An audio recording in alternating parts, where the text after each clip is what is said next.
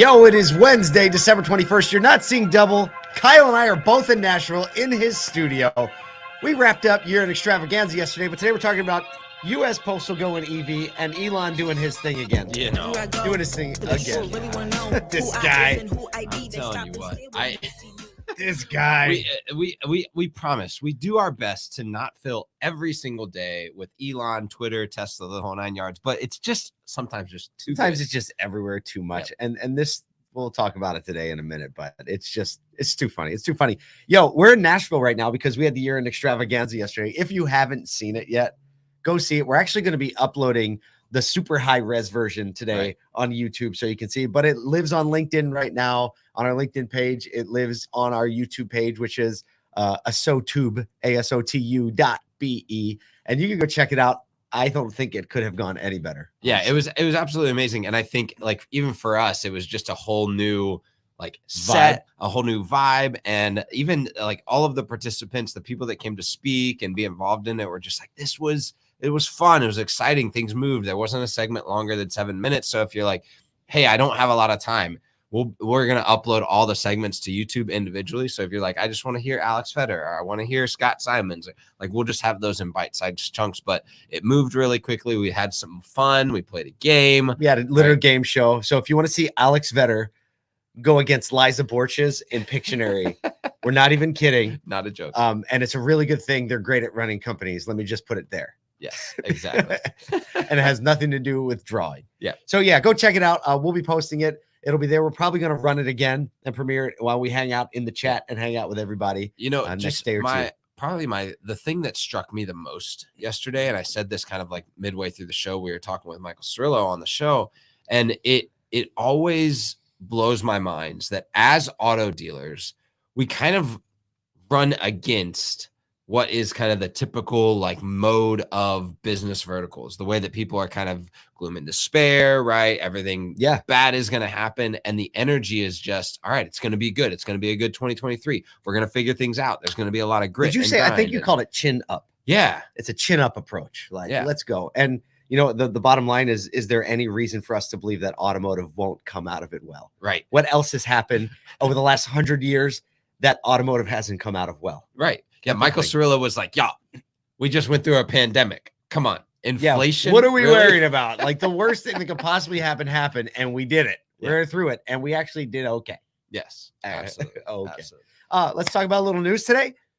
Should we? Yeah. Okay. Let's do okay. it. So this is a fun one. By the year 2026, we have the best 2030 segment in Year End Extravaganza. That'll be a great It's just after the monologue, but by the year 2026, US Postal Service has committed to buying only electric trucks. So now through 2026, they've committed to 75% EVs. By 2026, 100% of their vehicle purchases will be EVs. This includes 66,000 BEVs by defense contractor Oshkosh, whom I've actually seen their headquarters. It's in Wisconsin. It's right near the Berkshire Motor Group. Okay. And they make all these custom Humvees and stuff like that. Really take a lot of pride in what they build. So a lot of confidence that these will probably be really cool vehicles. And they're buying another 21,000 vehicles off the shelf. So other commercial vehicles. It kind of is a little rough. Like I hate the fact that like the auto industry couldn't deliver. You know what I mean? Know, like, and we're having a hard enough time, right? Already getting out the retail demand. And when you're building, these are custom. I mean, these are like real custom. Like you think about if you click through, you can kind of see the way that it looks. Custom do they? I mean, it's a weird looking vehicle. I think they make them look weird on purpose. They make them look weird on purpose. They wouldn't have to have that, right? They used to, there's a lot of postal service that run in Jeeps, like, left-hand. I'm sure there's a way for the reason. If you got to see, it's got like a fishbowl size windshield. Right. I mean, that thing is huge. Get this, the existing vans that were built. Oh, who were they built by? We have a note here by Grumman LLV. Yeah. So no airbags, of course. Look at that thing. It's like, if you ever see, it's just like sheet metal. Yeah. It's no airbags, no air conditioning, but get this, 8.2 miles a gallon. Oh my goodness. Yeah. And that was probably when they were new. This might make the Postal Service profitable. And that's probably the reason. Right. They were probably saving money by not replacing the fleet. No doubt. If it's 8.2 brand new, it's got to be like 6.5 now. It has to be. And so, and because it's just stop and go, right? It's like bop, bop, bop, bop, right?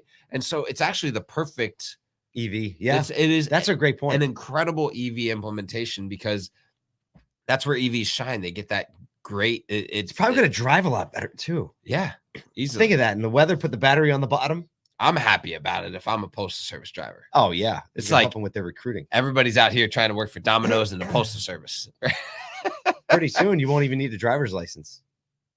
And just sit in the truck and just run the mail out. They need the little eject thing just to chuck the mail out all over the front lawn. Right. Yeah, well, that's coming. So yeah, and so they got $3 billion in funding from the Inflation Reduction Act, and $1.3 billion of that is for the vehicles. 1.7 is for the infrastructure. Wow, just to be able to charge it, just to be able to set them up and get them there, and all that type of stuff. Just think about what that's going to look like now. All of a sudden, like the electric transformer infrastructure needed at the post office. Yeah, it's wild. Well, speaking of charging stations, speaking of changing infrastructure, Stop. Segue. Time.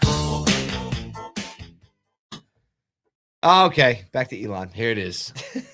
So, if you don't know, Elon did an Elon. He did. What should we call it? Doing an Elon or doing a Musk or whatever it is? Elon. Elon He did an Elon. Yeah. A couple of days ago, he put up a poll on Twitter asking whether or not he should step down as the CEO of Twitter, and 58% said yes. Yeah, 58% out of 17.5 million votes said, yeah, get out of there. And he did say, I will abide by the results of this poll. Right. So, but then they counted the paper ballots. Yeah. State still lost. But a couple days later now, he has, after the poll is concluded, he has come out saying, hey, look, he is going to abide by this. However, he has to find someone, in his words, I will resign as CEO as soon as I find someone foolish enough to take the job. After that, I will just run the software and servers team. There have been multiple calls from Tesla investors and board asking him to step down from Twitter, saying that his involvement in Twitter is making it harder to run Tesla. We've seen massive shifts in that. Stocks yesterday, I believe, down 5% on Tesla shares. So I think that this will probably over the next couple of days let Tesla kind of breathe a little bit more as an automaker. I think it's coming. Yeah. I mean, it's been part of the conversation for a long time, but it's hard to like get any real momentum toward it when everything's going so well. Yep. Right. Tesla's producing a lot of vehicles. They're very profitable. And, you know, but this, I mean, he's just doing what he's doing. And I think one of our lines in our mind, like no one can disrupt the disruptor like the disruptor himself, right? Yes. Elon's just disrupted himself and his whole ecosystem. I think maybe subconsciously did it on purpose. I look, you got 17.5 million people paying attention to a poll. So on Twitter, there's a little bit of a marketing thing. Actually, Bloomberg reported, this is crazy. A Twitter Spaces, which is, if you don't know what Twitter Spaces is, it's kind of like Clubhouse or LinkedIn audio only version of just kind of conversations. Musk projected that Twitter's cash flow will actually break even in 2023. So he's actually pretty positive about it. And the Bloomberg reporter cited comments in a Twitter Spaces session. So, you know, like just the world is still flipping and turning upside down because you've got Elon Musk on Twitter Spaces and people are reporting off of it, and it's it's telling a company, a publicly traded company, well, now private, what it's going to do based on these types of conversations on this fleeting Twitter Spaces, which becomes part of the archive. It's all recordable. You can go back and listen to it. I think that's part of like the growing shift. We didn't put this story in there, but you know, Apple backed out of, and I'll tie them together for a second. Apple backed out of the NFL streaming rights. They were in the race for that. And it's looking like it's probably going to be Google to do it on YouTube. Interesting. And you think about what that does just for the changing landscape of traditional anything, right? So Twitter Spaces, Bloomberg is now citing Twitter Spaces as a formal source, right? Nice. And then like the formality of what used to be is going away. You think of if YouTube gets NFL streaming and all of a sudden you can buy ads against what's on YouTube now. Wow. You think of like the old way of doing things where you had to like make massive commercials, or, some other companies are going to make commercials that are for TV and not for YouTube. And you just think of the establishment that is happening again, just continuing to flip on its head, and it's coming fast and furious. And Elon, love him or hate him, He's charging it forward, man. No pun intended. Exactly. Well, we're going to be charging it forward here in the next year. Just so you know what's kind of coming up. We just kind of ran the Year End Extravaganza. That was a big push for us. We're headed to NAD in a little while. Yeah, we got the holidays coming before that, but 2023 is going to be exciting for us. Stay tuned for a bunch of announcements. We're going to run a few different podcasts over the next few days that I think will be fun for the crew. So look forward to that. But hey, look, we've only got a couple days left until the biggest week of the whole year for the automotive industry. Let's do it. Get prepared. 13th, get ready. Take care of your people. Love on someone. Let's go.